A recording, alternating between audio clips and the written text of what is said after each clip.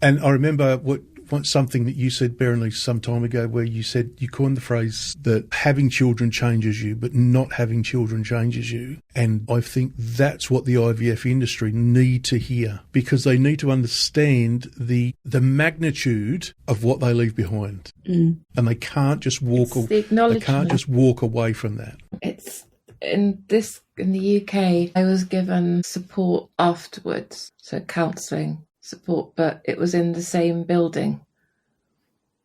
So sometimes, often, actually, I think for most people, it's not something that's on their doorstep.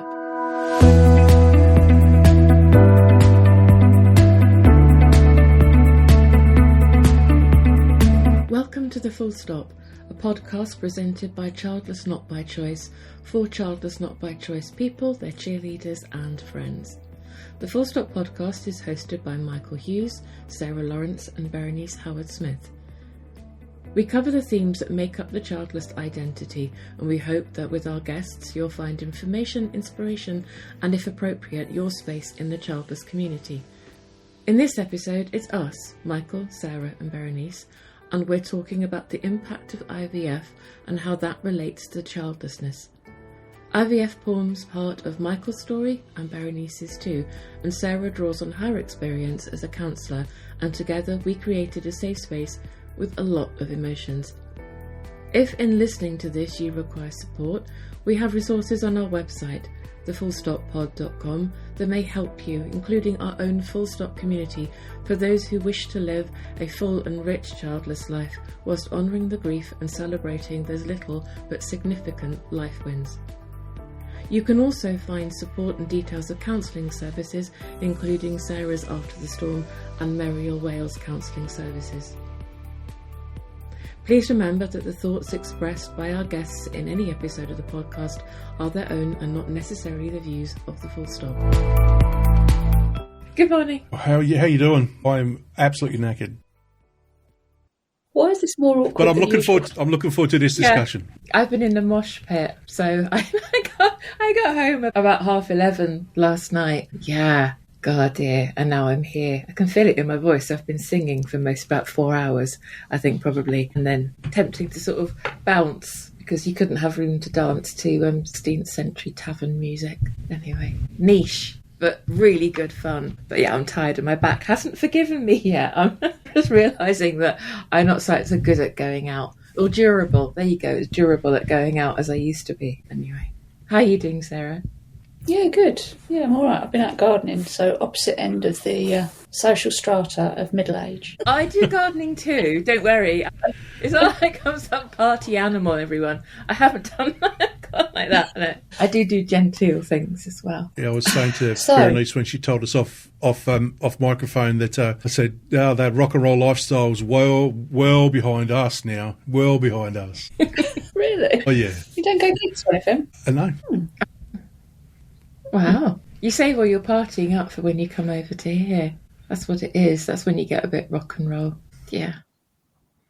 We won't talk about that. All right. Okay. We better start talking about what we're supposed to be talking about, aren't we? We should, yeah. That was a little bit awkward, wasn't it? Like, avoid. Yeah, okay. Yeah. So we're going to talk today about there was a couple of things that came up in the press lately. I think global events is one thing, although we're not going to go into politics at all as such, but we're aware that narratives around IVF are complex, and it's interesting that we haven't really talked about this in any great detail. We haven't dedicated an episode as such to IVF, and there was an article in the Guardian newspaper in the UK about 2 weeks ago, I think it was, at the time of recording. So that would be in May 20. What to say, what not to say to friends who've gone through IVF, decorated with pictures of the writer's children because they were successful with IVF. And I think the dominant narrative in all of this for me has been, and probably some of my most awkward exchanges, I don't know about you, Michael, and other people who've been through failed IVF, but some of the most awkward exchanges I've had have been with people for whom IVF has worked, particularly if it's their first cycle. And I think there's also some issues, I think, around IVF being possibly pregnancy loss and miscarriage, I think, along with that too, as being I said this to you, Sarah, and I said it in a much better way than I'm going to phrase it now, but like a hierarchical system. I'm going to piss some people off with this, but I'm going to go with that because I think it's important maybe to bring the elephant into the room. And that is the hierarchy, perhaps an unwritten hierarchy of reasons why we're childless. And the IVF is up there as one of like the number one reasons, when actually all reasons are equal, in my opinion. We all arrive here for different reasons, and I don't claim any bigger space than anybody else for being here. Having been through pregnancy loss and also IVF, I don't feel that makes me any better or any bigger or any more important for being here. It's an experience that I went through. But my concern is that often then people who've been through IVF can not want to talk about it. And I've certainly felt in that position where I haven't wanted to talk about it and have felt siloed. And I don't know if that resonates with anybody else who's been in the same position. So somehow or another, when we're talking about episodes coming up, all of this was on my mind. And then Michael went, why don't we do an episode about IVF? And so here we are. That's the context, I think, to this episode from my side. But you two probably have another reason for that. But that was where I was coming from for this. How do you feel about it, Michael? Because obviously you and Vicky went through it too. I'm pissed off, to be quite honest. At this point in our life, I'm pissed off because I really feel like we've been betrayed and lied to. That's pretty much how I feel and why I feel that way. I can't. You know, we coined the phrase a toxic roller coaster a few years back, I think, when we chatted with Andy. And I've spent a lot of time thinking about that. And yeah, I'm angry because the IVF industry has not picked up on this. It's like they leave this chaos in their wake as they drive forward. But how can you say this? Because the industry and people's belief is such a success bias they have that you're going to be the Grinch that stole Christmas if you start bringing it up. And so, you know, about this chaos that they leave in their wake. Because recently I'm going to have the opportunity to talk to the IVF industry here in Australia. There's a therapist who is both childless and in that space who has asked me to talk on my experience. I've done some work with her before, a video for her, and she was really taken by what I said. I don't think I'm going to get a return invite because of the way that I would frame this talk, because they need to do better and not leave this chaos in their wake. They need to understand that they create two outcomes. And I can tell you that the success rate of IVF in Australia is 28%. And so it annoys me no end that when we were going through it, we've got an 80%, success rate with our clients. What a load of fucking shit. And it's pissed me off no end. So yeah, sorry, I'm on a roll. I better shut up. So that's how I feel about it. No, I think that's entirely valid, to be honest. I didn't do IVF purely because when I went and did some Googling, having been through everything I've been through, I decided it wasn't for me. And there was judgments from people for me not doing it. You know, do you think you should? Do you think you tried hard enough? All of that. But actually, having worked at the fertility show in London and seen some of the stats that get sort of slung around and the false hope, I can completely understand why you're pissed off. Having been through that process, having all those, what would you say, false hope? I don't know, or hope thrown at you, and then actually coming out the back of that process into a nothingness, because it is a framework, isn't it? You know, I started looking into it and I was like, okay, you go through all of this process, then what? And it's like a I don't know, it's almost like you've got all of this stuff, you're at the end of the oasis, it's like, right, off you pop, it hasn't worked. And actually, I'm quite grateful that I didn't do it. It was the right decision for me, having seen what I've seen afterwards. So I can completely get that yourself and others are going to be pissed about the fact that the stats are skewed. Mm-hmm. And I remember something that you said, Berenice, some time ago, where you said you coined the phrase that having children changes you, but not having children changes you. And I think that's what the IVF industry need to hear. I'm going to give it to them. They need to hear that, because they need to understand the magnitude of what they leave behind. And they can't just walk away from that. It's in this in the UK, I was given support afterwards, so counselling support, but it was in the same building. So sometimes, often, actually, I think for most people, it's not something that's on their doorstep. You know, that I can't remember how much we were entitled to or what it was, but it was part of the package as it was. But you had to walk in through the same doors and sit in the same place, but you go down a different bit. It was like, that's the bit for where you go for the treatment, and this is the bit where you go for the therapy. And I think if I go back to kind of the investigations I had before and around being poked and prodded, and that comes up quite a lot, I think, in the stories that we hear around having investigations in maternity wards, then there's also an issue, I think, over how any kind of therapy, if it's offered. I don't know that it's true for every package that there is, but I think where that takes place and how accessible it is for people. Our last round of IVF was not done locally, so that would have meant a really long journey to go and get therapy. That was, I don't remember it being significantly beneficial, other than that each time I'd had the therapy I was going to continue, come hell and be damned. And I get that sense of anger. I certainly feel anger about the lack of care and the lack of transparency over the statistics and the pitch and the extras that are all added on. I know Pamela at Silent Sorority talks about that a lot, and it was a relief to hear her work, because it meant that, someone else has picked up on that, because that can be quite lonely, I think. If you then don't have any connection to people who've been through failed IVF, you've got no one to talk to, because all you ever hear is the success stories. And certainly in one of the clinics I went to, they had pictures of all the babies born from IVF around the walls. That was really hard, because each time you went in, you knew that you were getting further and further and further away from that. And I've never forgotten that, because of course it's selling hope. This is what you can win. This is what you can get.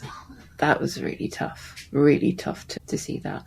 I think I don't regret doing it. I will say that. I don't regret it. I'm glad I did it, because I think I would have regretted not doing it. And it was the right thing for me. It was right thing. It was where it was medically, it was, you do this, we can't do this, we can't find anything wrong with you. So this, and now you're into IVF. So it was part of like a pathway, I suppose, written out for me by NHS and by private infertility investigations. And then it was like his IVF. So that was the thing that we had. So there wasn't anywhere else to go to. The other route was adoption, of course. Yeah. Or childlessness. And we just wanted to give it a try. And then, 10 years later, that was hard. It's hard. It's angry making, because it's a medical treatment. It's not a sales pitch. It's presented so wrong, I think. Yeah, I can feel that anger. It's there. Yeah, I don't regret it, but I'm angry over it. I'm angry that it's still sold in that way. The statistic I put in the chat is that the overall success rate of IVF procedures has increased from 6% in the 1990s to 27% in 2021 in the UK. If that was anything else, we'd be thinking, well, why is that so poor? That's a really, really not a very good statistic, is it? Really? That's 21% increase, if my maths is right. Yes. That's not good, is it? No, definitely not. So now we've smashed the IVF industry.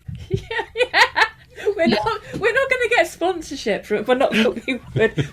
We have been asked. I will say this. I will confess it, that we actually had. I think in the first sort of year of us of doing this, we did have a couple of clinics approach us to say that they'd sponsor us if we put in a message like that. And no. I don't think that you've kind of quite got one of where we are with things. Yes, that's kind of done that one, hasn't it, really? I guess probably, I suppose, if people are maybe listening and you are thinking about this, then I would say tread with caution and with your eyes very, very wide open, very wide open. It's that weird thing, isn't it, IVF, where it's sold as sort of like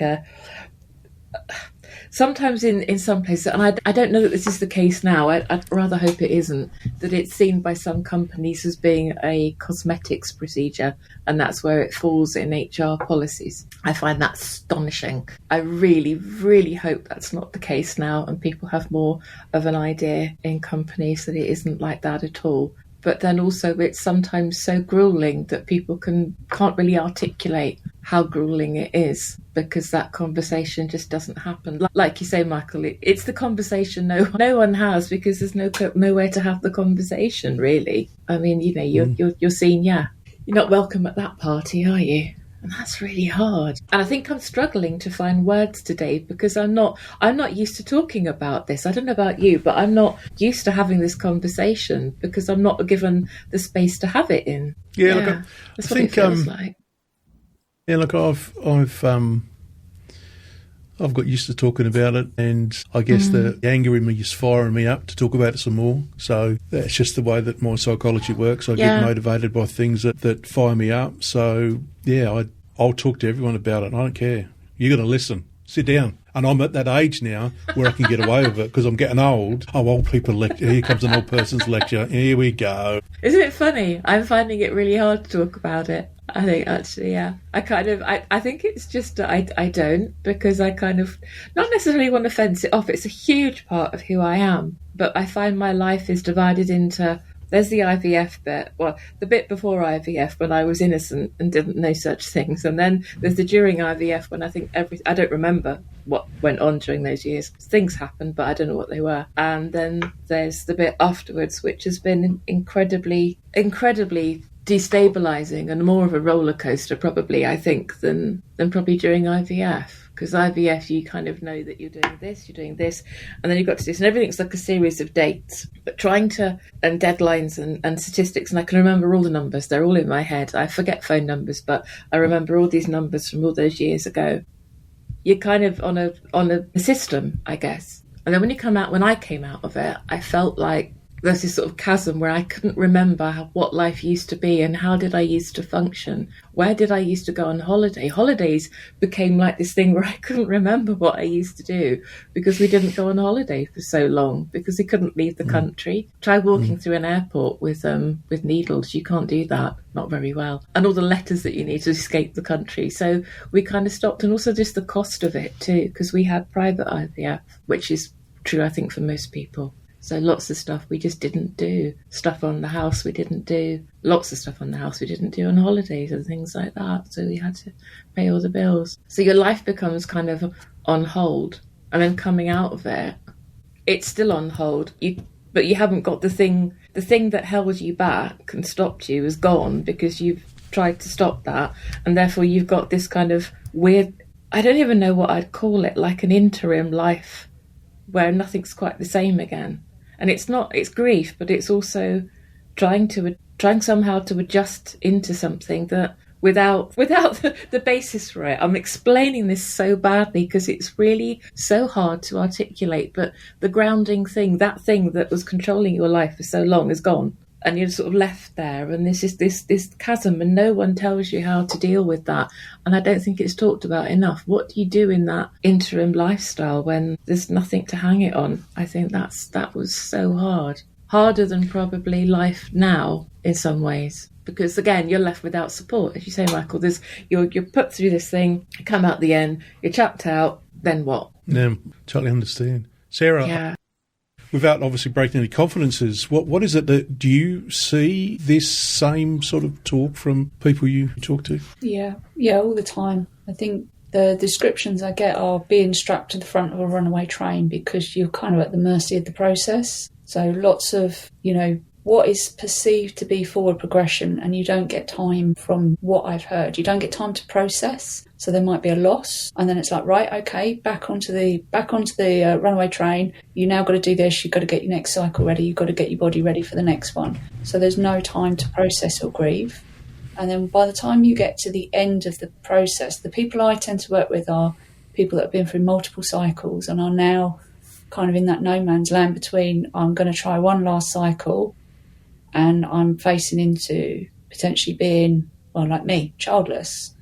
And so they don't have that naive joy or hope They're just kind of putting themselves through it because they don't want to think that they might have, one more go might have cracked it, as it were. And then obviously when that kind of runaway train stops and the clinic is no longer supportive, there's a nothingness. There's a, what do I do now? And I think that's the bit I find most disappointing with IVF clinics. I've tried to get talk to clinics about doing, not even with me, just sort of some sort of post-care, referrals. Doesn't even have to cost them anything, but there is no uptake. There is no interest. I've spoken to, don't get me wrong, it's not extensive. I've spoken to two on Europe mainland, not in the UK, and they get so far and then they're not interested. And I think that is the part that is most damaging, not just the process itself, because that puts you, from what I hear and what I see you two talk about, it puts you through mental, physical, emotional, even spiritual hardship, and then there's nothing at the end. And I think working with clients at the end, there's just, they don't know. Almost I'd describe it like you've almost got like PTSD. Oh, People absolutely. don't know what to do. Flashbacks, all sorts, and there's no care for that, and I just think that's quite disgraceful, actually. Yeah. It's even just having someone there to help you find the words, I think, as well. Just trying somehow to articulate what one has been through. This crazy thing about it is that within that clinic environment, it will have happened to other people that they do know other people it's happened to. So this idea of kind of being struck out alone and feeling that utter sense of failure because you've decided that that's it. Or that generally it's in some way that the cycle has failed. And yet they know that it does fail. So there has to be that kind of connection to avoid that isolation.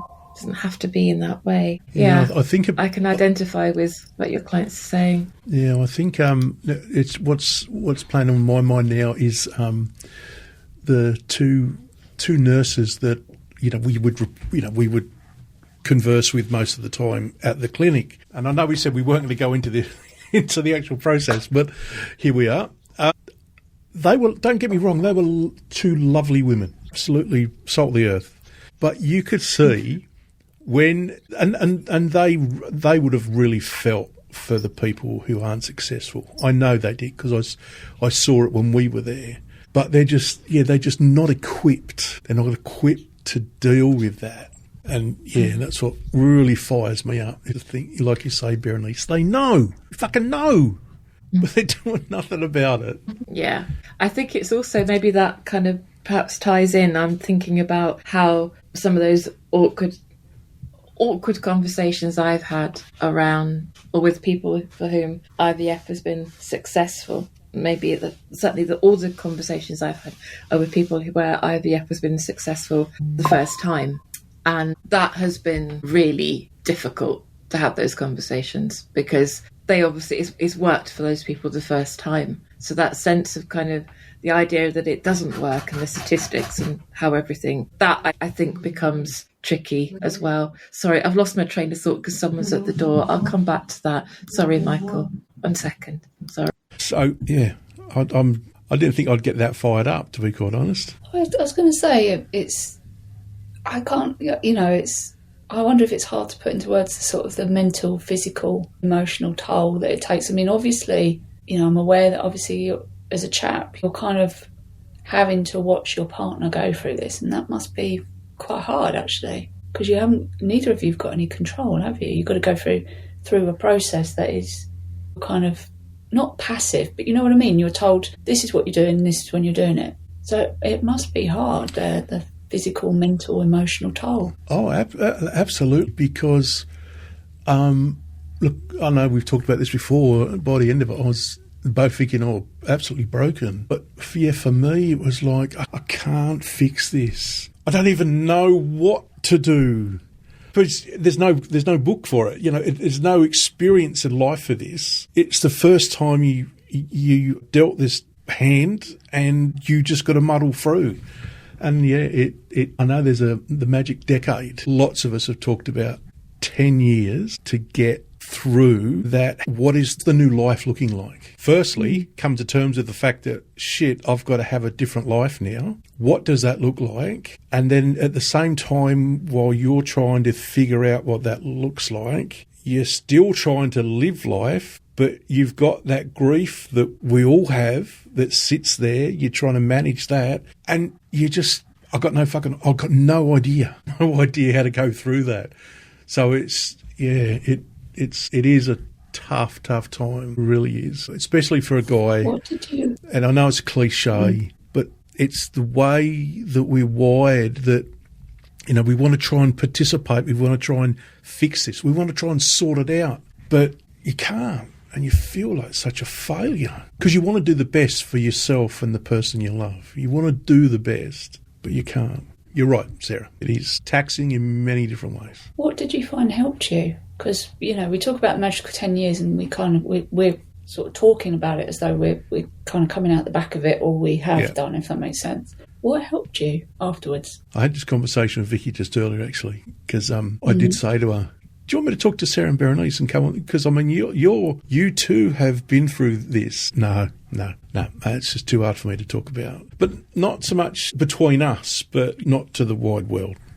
And so, I was thinking about how do we get through it? I think there was probably a good 5 years that we didn't, with sort of what the fuck is going on here.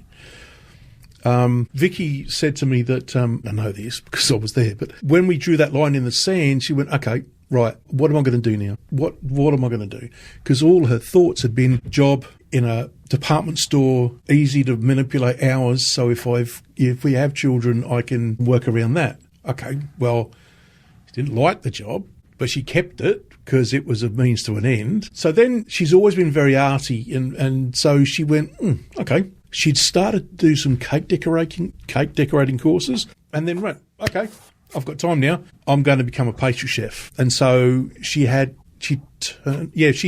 focused on the passions that she had. For me, that's when I really started getting into cycling, and looking at different things that I like to do. So again, it's more about passions and, what's important. What I guess we sort of said, look, we've now got this more free time. Let's focus on passions. But again, hang on. Now I'm losing my train of thought. Passions. Yes. And so we found it was important that we both supported each other in those passions. So, obviously we're lucky enough to be in a partnership. So, or she'll kill me, sorry, perfectly be married. Yeah, it was important that we supported each other in what we wanted to do and our passions. And it felt a little bit, I don't know, forced at the beginning because it was like, is this just replacing, the fact that we're going to have kids? But then it became real, it became tangible, something we enjoyed. And travel, I know this is cliche because you see it everywhere, but for us,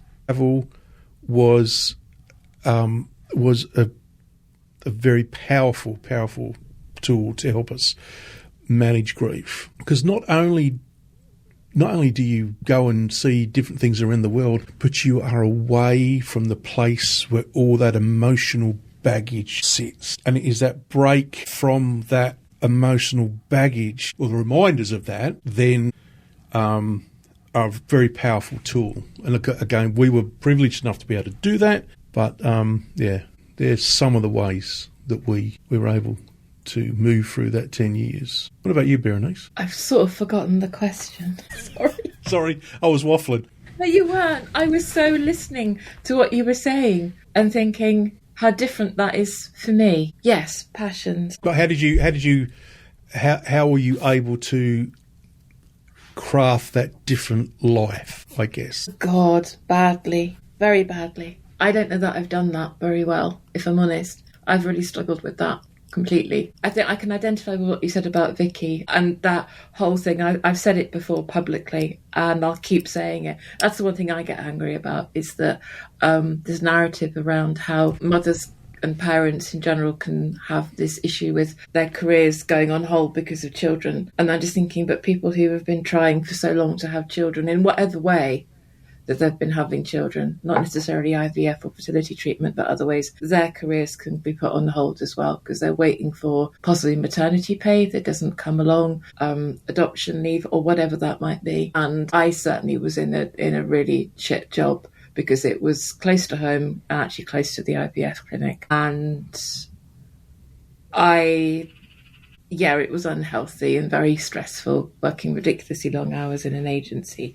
And I started to fall out of love with the very thing that I did I've always done for my career, which is design. It's what I do. It's a thing I can nerd on about all the time. Bad design makes me angry, probably more angry than IVF clinics. But anyway, that's my passion. And that was really hard, I think, for me. And I got made redundant very quickly after all of that. So I changed jobs. I thought, right, I'm going to change jobs. And I managed somehow to gather the strength together. It was actually after various things to do with kind of, underhand dealings with the agency and not paying people that I had a real... that affected my values. I left because of that, not because of anything to do with perhaps the IVF treatment or anything like that. I ended up working in a job that was much further away, but I got made redundant. About 40 of us all got made redundant, and that we were going to try. I wanted to try for another round of IVF. We had one embryo left. So we'd been through all of the cycles, we had one left, and my husband said, I don't think that would be a good idea. He felt that would be a problem for me physically and emotionally. And at the time, my goodness me, I resented him for that. But I was incapable, I think, of making a decision of my own. I couldn't make a decision of my own. If the topic in this episode chimes with you, you can get in touch on social media. You can find us on Facebook, Instagram, LinkedIn, and Blue Sky. We appreciate your feedback. Childless Not By Choice listeners can carry on the conversation with us in our safe space at the Full Stop online community. For more details on how to join and to claim a free month's trial on us, please visit www.thefullstoppod.com. We extend a huge thanks to the current members of our amazing online community, and it's because of them that we can keep the lights on for the podcast and look forward to giving back to the childless community as we grow. We had one embryo left. Statistically, it was frozen. It was very unlikely to survive being defrosted. I expect nothing would have come from it, but I kind of pinned all my hopes on that, and occasionally I will still wake up with that regret. I still wake up with that regret. That will never, ever leave me. Could that have been the one? Will always be there. And I wrote, I think, on Walk in Our Shoes, I think it was, about, which is not a thing that I did, which I'll get to in a second. I wrote on that about what it was like to say goodbye to the last embryo and how hard that was, and the language. That's another thing I just want to touch on as well that makes me angry, is the language, because the language is destroy. And that absolutely threw me. And every time we got the letters through, we just paid for more storage because I couldn't bring myself not to. So after a while, maybe the finances, you just kind of pay this stuff and find the money somehow in order to avoid the inevitable. That's it. That's what I felt. My kind of answer to that is badly. I would say, without getting emotional, because everyone will know I will get emotional, my dog, my rescue dog Moles, Lady Molly Lickalot, the Slipper Knicker Queen for her official title, but Moles was a massive part of my recovery. And when I hit the lowest of lows and started to have thoughts, again, we put a trigger warning on this, about taking my own life, then actually it was Molly that kind of, I thought, I have to get up and keep going for Moles. I didn't think that anybody else really needed me. I didn't think that my husband needed me. I didn't think anyone needed me. And I would say that I still have issues around that. I'm still kind of going through therapy for things like that. It's still stuff that happens and it's hard. I don't think it'll ever leave me, that sense of that. And unlike you, Michael, I had to stay at home. I literally folded into myself. I think I went through anxiety, I went through, so many emotions, and I literally just collapsed into myself, I think, at various points. And I have to catch myself because otherwise I get completely disempowered. And I think my way of getting around it was to just go back in and try and find who I was before. I went back and did a master's degree in design and typography. And then I created the social project, a social design project called Walk in Our Shoes. got a merit, somehow managed to get out of it with a merit. And that just gave me, I think, perhaps that my brain could still function in some way outside of something that had consumed me for so long. That was my redundancy money that paid for the masters, otherwise I probably wouldn't have done it. But I found that I was studying, and all the way through IVF I was studying for a degree as well, with the Open University. It was almost as if I'd created some kind of detachment between my head and my body, and that my brain would keep going. And if that was okay and I passed the assignments, it was almost like dodging the cracks in the pavement when I look back on it now, that I was trying to do this in order that then might work. If I got that thing through and I passed that thing, then maybe the IVF might work. There was an element of that. But I think that also meant that I started to heal a bit better with my home as well. I had to really heal with this house. I had a lot of stuff, post-traumatic stress disorder, about the house, about chairs, about the chairs. That was an issue as well. I had a lot of stuff around these chairs in our living room. I don't know why. It just completely got to the point where I couldn't walk into the living room. So yeah, I didn't do so well with it, but I went through a lot, and I know a lot more about myself now. But I would say probably just going back to where I was before, tried to find who I was before, but different. And I think that's it. I've come out of it a very, very, very different person. And I'm still finding, even now, even last week in therapy conversations, how it still impacts me. And definitely an element there of that folding into myself and just not caring enough about certain things and having to remind myself that I am important, and I do have feelings, and I do have vulnerabilities, and I deserve to honour those in myself. And that's been really hard. I think I just stopped caring about my importance to other people, but also to myself. It really robbed me of that, because I thought that was such a huge amount of failure. I'd failed everything and everyone and myself. So yeah, it was hard. Does that answer the question? That was a very long answer. My apologies. I sort of went into different things. I think so. I did. Yeah. I feel very, very, it's weird. I feel very kind of like, it's very strange talking about this, and I can't pinpoint what I'm feeling. Normally I'm sort of here and I'm quite chilled, and it's the three of us, and it's just like it's us. But I'm feeling, it's very odd talking about this. It's coming across. I can see you actually quite uncomfortable talking about it. I am, and it's weird. It's weird. It's such a strange feeling. I can't even articulate it. But I'm trying to sit here, and I'm trying to sit and go like, deep breath and just relax into it. It's okay. It's a safe space. And I know it's a safe space, but I think it's just the enormity of suddenly you sort of realise, I think in the last couple of weeks or so, or the last 6 months, I think actually, the last 6 months have been particularly shit, I think, in terms of kind of uncovering how childlessness has really impacted me. And obviously it has. Wouldn't be here having 6 years of year 7 of the full stop if it hadn't. I think it's probably fair to say again that I think I just want to honour that the full stop has helped enormously. You know, well.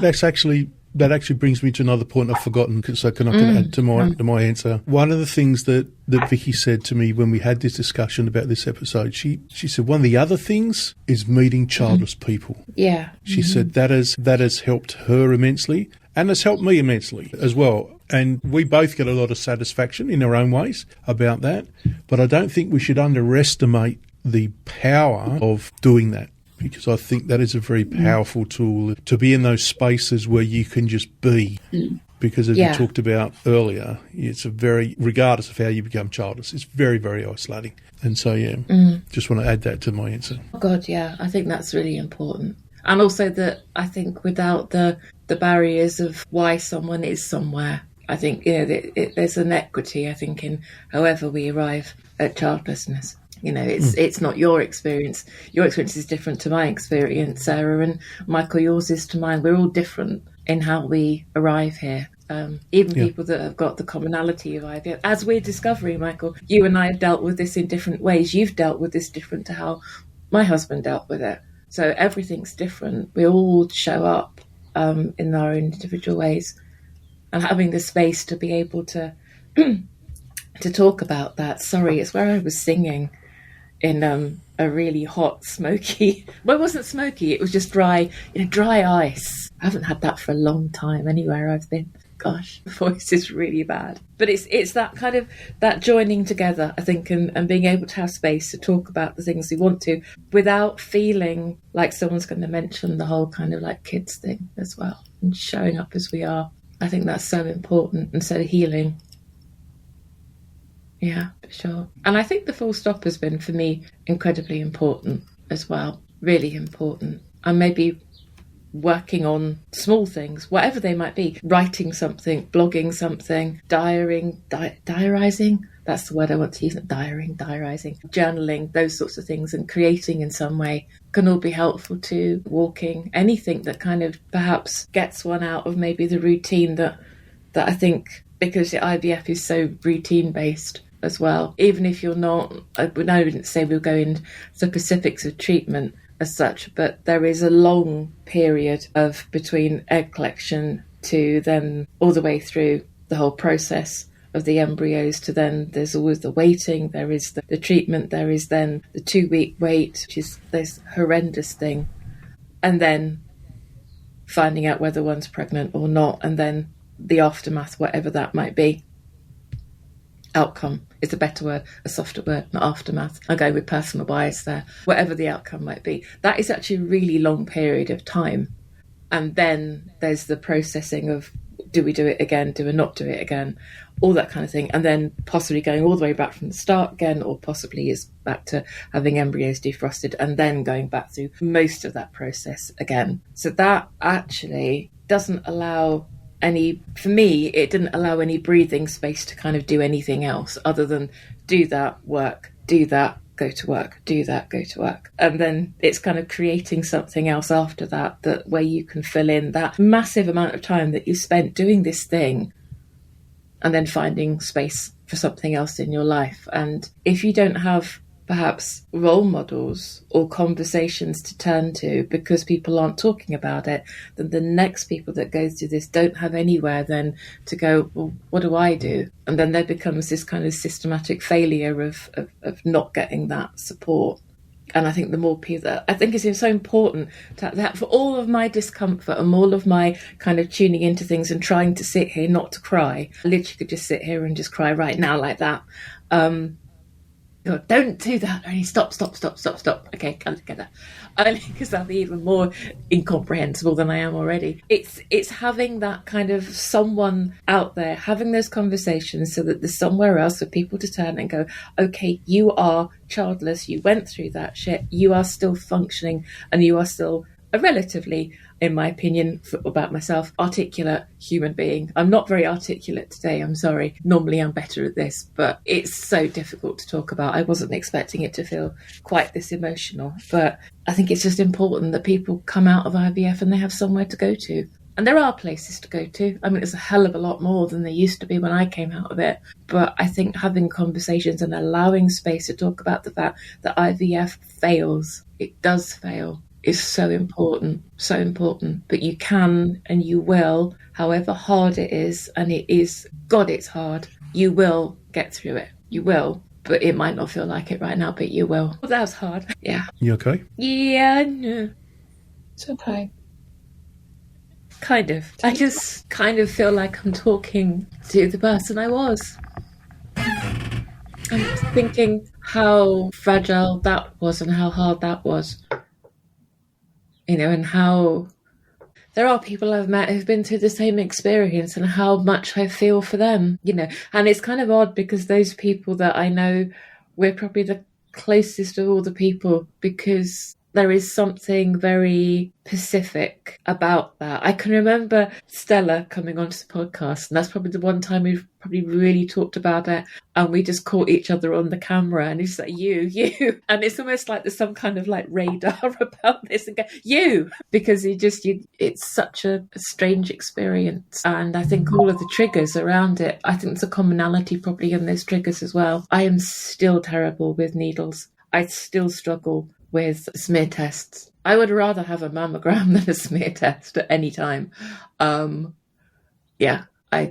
it's just so traumatic and it's so hard to sort of say to I think to people in clinics that actually I've got this thing and I went through this, and it can be very easily dismissed as well. Yeah, that can be very hard. Yeah. I echo that.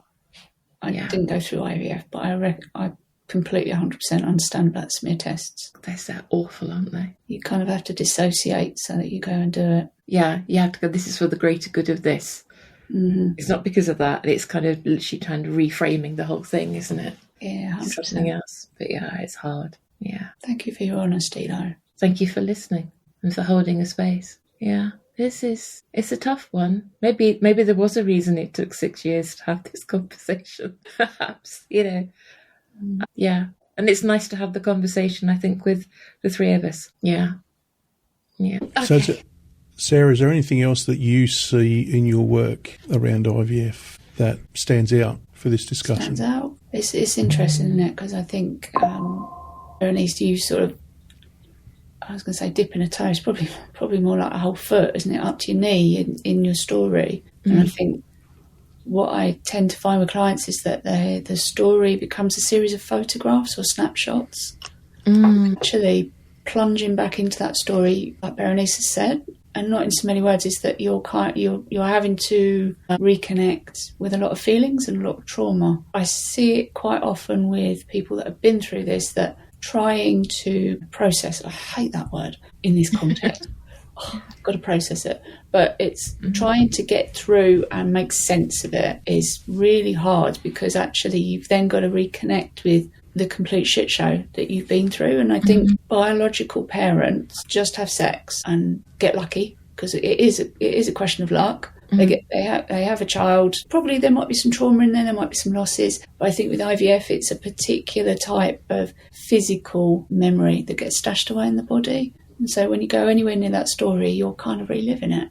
And that can be really shit, actually. It's amazing the fragility, isn't it, that I think it leaves. I'm always astounded by that. And it pulls me up short sometimes. I think doing the work and going through and having that therapeutic relationship with a counsellor such as yourself or somebody else who's in the childless space or wherever who has that empathy to work through it. And then for me, I think, I've done this. I've done the work. I don't like that phrase so much, but I've been down this and I've dipped in some toes and maybe an ankle perhaps or something like that. And then suddenly something will happen that is utterly unexpected, that will literally your entire body weight straight in. You are drowned head first, and you just don't realise it. So I don't realise it probably until I've kind of realised I can't breathe again. Literally, I'm metaphorically drowning in whatever it is.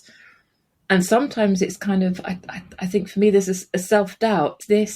Is this because of the IVF, or is it something else? Because it can feel like sometimes it's the overwhelming, this is the story, when actually lots of other stuff has happened to me prior to all of that could also be part of whatever it is I'm experiencing, feeling. But for me, it's kind of everything goes back to that 10-year period, the decade, as we call it, of trying. And it's sometimes really hard to kind of make sense, perhaps, of what all of those snapshots, I think, mean, because it's such a dominating thing. I said in a something that I was at the other week, last Tuesday, in fact, about how I identify as a designer and a creative and as an artist more than I do childless. And someone was just, I'm so pleased that you said that. That's amazing. And I thought, well, actually, that's been going on for a while. It's something I've worked on for a while. And actually, fundamentally, I probably always felt like that. But then the following day, something happened to me where I was the only person in a call there were 6 of us on this call, a working group.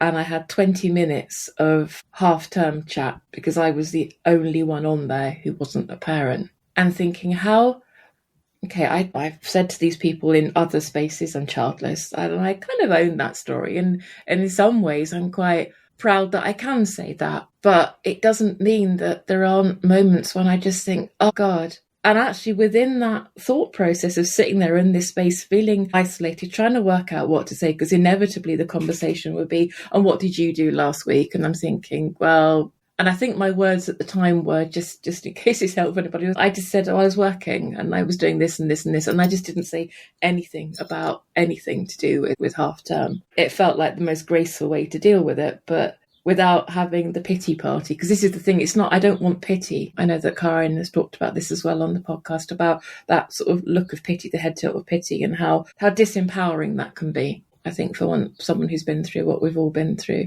But it was kind of weird how that suddenly, despite, it was like someone has sort of dipped my knee in, I think, up to my waist maybe, in.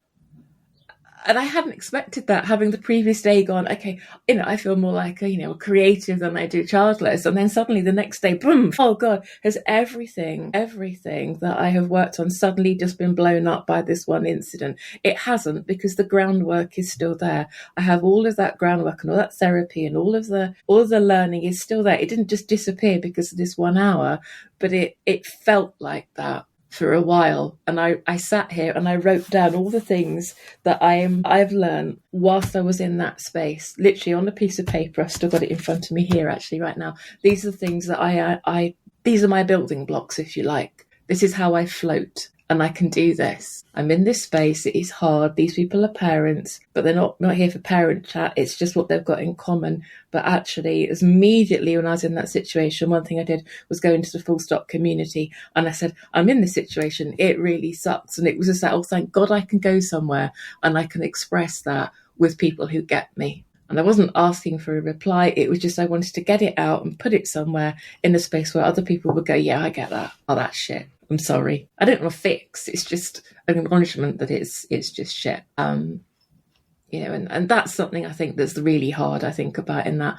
post trying to conceive, is dealing with, I think, the things that throw you that you don't expect to throw you, however much therapy that you've had or maybe chose not to have, but things can throw you that you're just not expecting to happen. I think I've talked to probably both of you separately or together at various points about things, but things like, sunlight on the dual carriageway and having a panic attack because it was reminding me of going to the clinic. Stupid things, the chairs, the paint on the walls. Oh God, all sorts of stupid things can really kind of used to throw me. And I've had to really lean into that conversation as well. God, you can tell I was singing. Jesus, my voice. It's really this morning.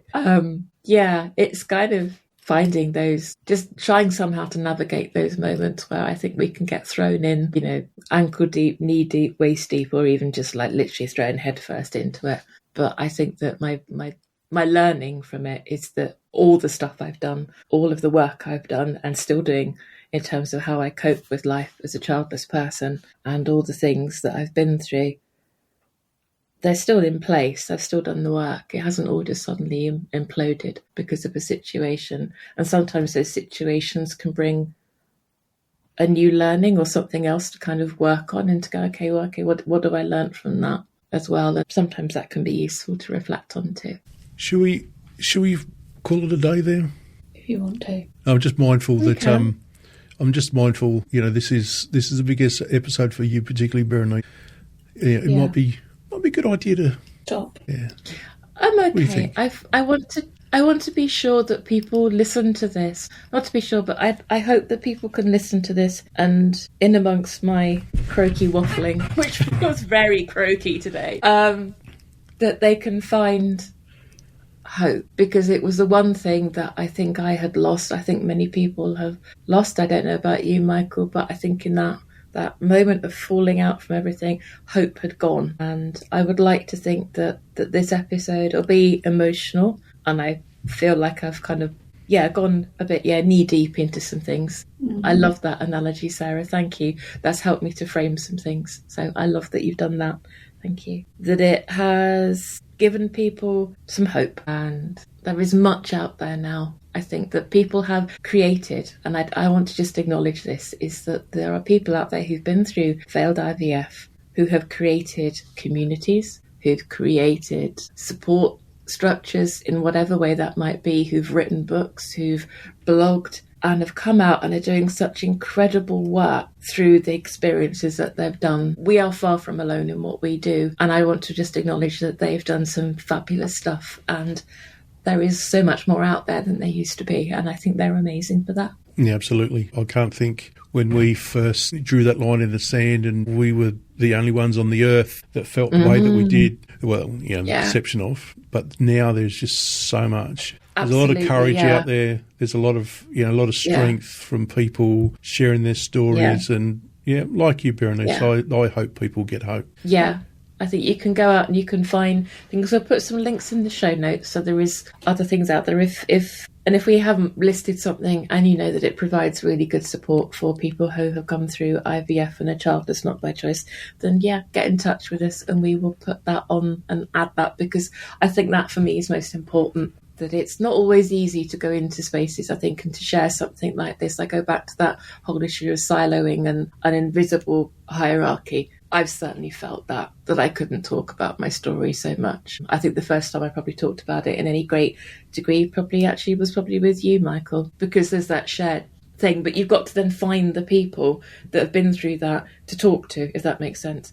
And if people aren't talking about it enough, because I don't feel they can, no one gets the connections. So I think those connections really matter. I think that's so important. Well, thank you both for sharing. I think it takes courage to talk about stuff that circles your really personal story. So thank you. I think listeners will get a lot out of it, to be honest. Especially since you both sort of said the childlessness is becoming less of a prevalent thing in your own lives. So thank you for coming back into it. Yeah, I think it's trying to find the anchors again, trying to find what it is that brought you joy before, or what might bring you joy now, by then acknowledging and honouring what you've been through, which is a lot.